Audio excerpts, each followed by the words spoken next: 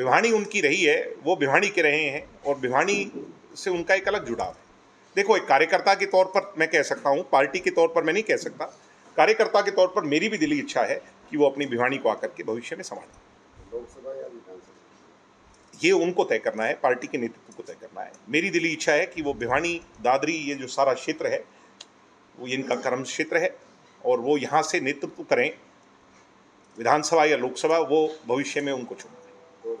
निश्चित तौर पर पार्टी के लीडर के तौर पर लीड करेंगे, पार्टी को फ्रंट फुट पर लीड करेंगे पार्टी को। डॉक्टर साहब, आप जिस तरह से सक्रिय हम लोग मान रहे थे, कार्यकर्ता मान रहे थे कि भिवानी से आएंगे, ऐसा है कि ये पार्टी ने तय करना है कि कौन कहाँ से आएगा। मैं सिर्फ केवल मात्र इतना कह सकता हूँ कि डॉक्टर साहब सक्रिय चुनावी राजनीति के अंदर और चुनाव लड़ेंगे इस बार।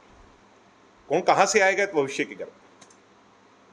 हाल फिलहाल में कांग्रेस नहीं खरीदना, उन्होंने आरोप लगा कि कांग्रेस जो है पैसे लेकर टिकट बांटती है, उसने भी नहीं, ये तो पैसे लेकर खेल कांग्रेस में चलता है और कांग्रेस तो एक्सपोज हो जाएगी अभी राज्यसभा के चुनाव में।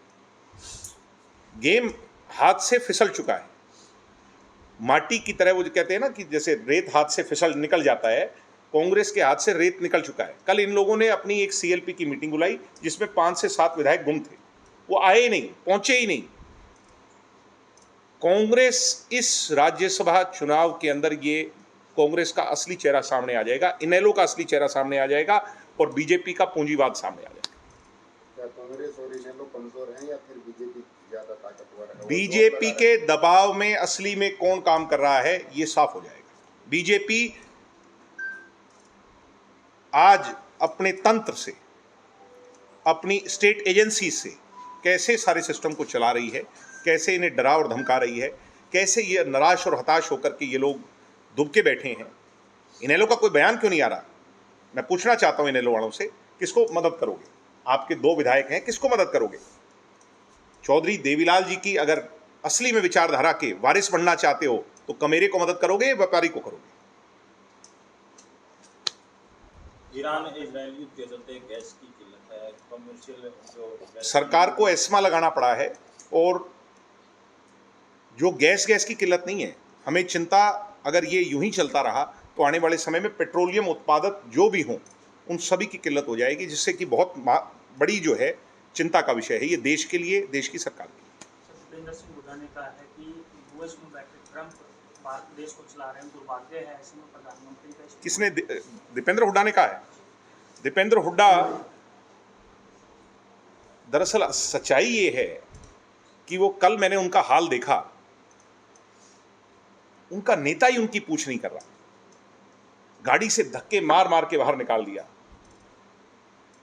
जो, अरे यार, आपकी सेल्फ रिस्पेक्ट, इंटीग्रिटी कहां चली गई? आप जो भूपेंद्र हुड्डा के बेटे हो, आपके दादा जो हैं वो कॉन्स्टिट्यूशन उसमें रहे हैं, सभा में रहे हैं, आप लोग सड़कों पे ये जो है ना पुलिस वालों की कोड़ियां खाते हैं अपने ही नेता के सामने, और वो नेता आपकी परवाह भी नहीं करता, गाड़ी का शीशा बंद करके चला जाता है।